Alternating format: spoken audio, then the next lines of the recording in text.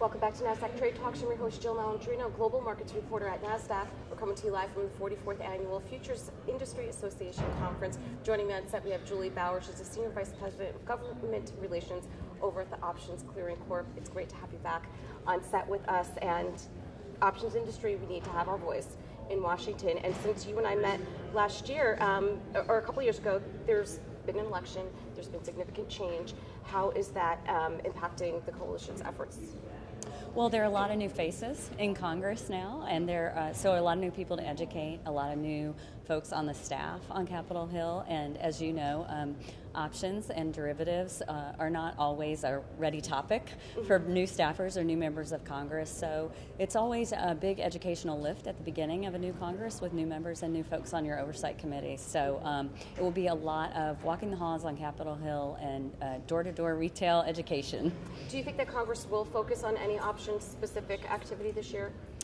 You know, I don't think there will be much, except I do expect a little bit of continued attention on the bank capital issues that have impacted our industry. We had a lot of work on that last time around.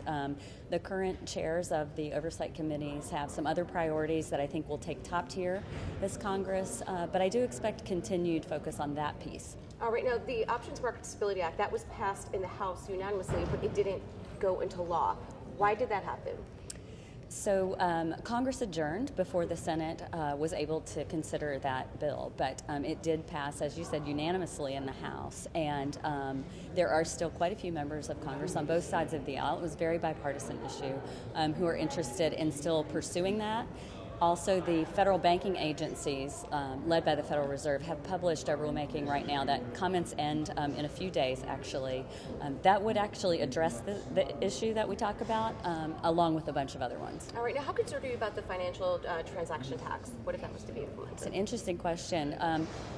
That's a proposal that's come about in many different iterations over the course of my career. I would say that timing right now is interesting. I think the backdrop makes it a little more concerning to me than in other times in the past. I think this Congress, with a Republican-led Senate and the current administration, I don't think that there's a good chance it would become law.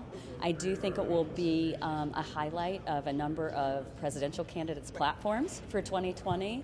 And I think also we're just in need of a lot of revenue for the government, and so whenever, as revenue needs increase, of course, anything that generates revenue, it gets a little more likely. So I think we'll be watching very closely and not letting up on our efforts to explain the consequences of that kind of a tax. Is there more the options industry can be doing on the Hill and in D.C. in general to, have their voices heard in Washington?